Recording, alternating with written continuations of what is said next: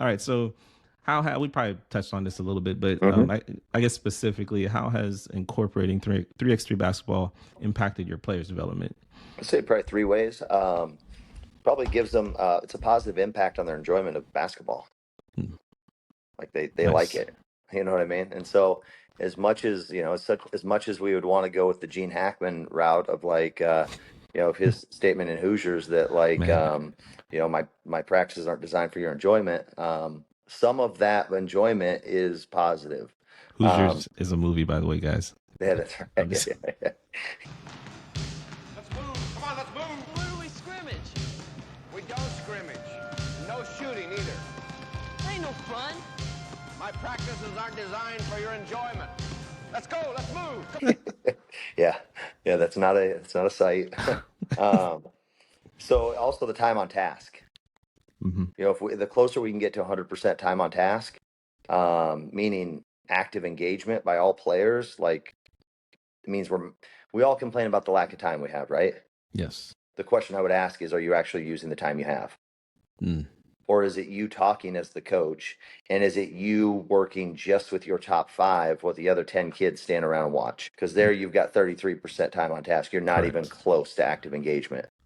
That is exactly why I'm a JV coach for Yep. most of my years. I was a JV Hmm. coach, and JV is bottom of the Hmm. totem pole when it comes Yeah. to gym time.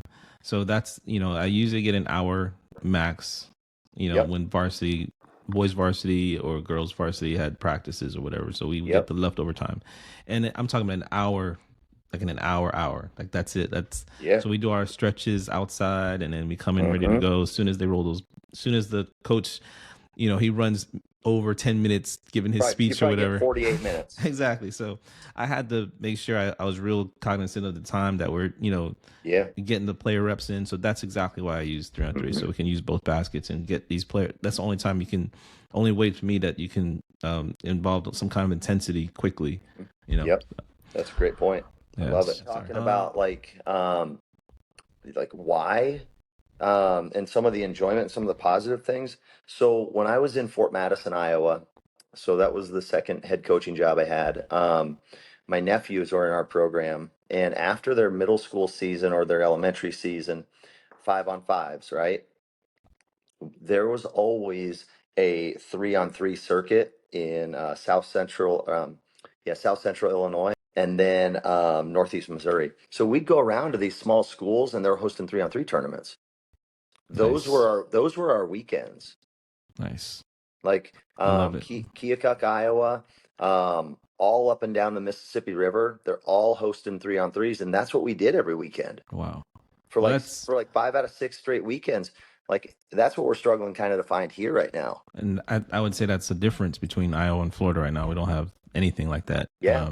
At least not that I've seen. So Yeah. that's actually a But great the idea. state of Illinois too, they were playing like 30 middle school games. Okay. They had middle school state championships. Wow. I mean, they played a full schedule. They played more than me as a high school coach in Iowa. Is AAU big in Iowa?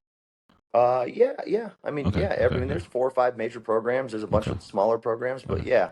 yeah, absolutely. Okay.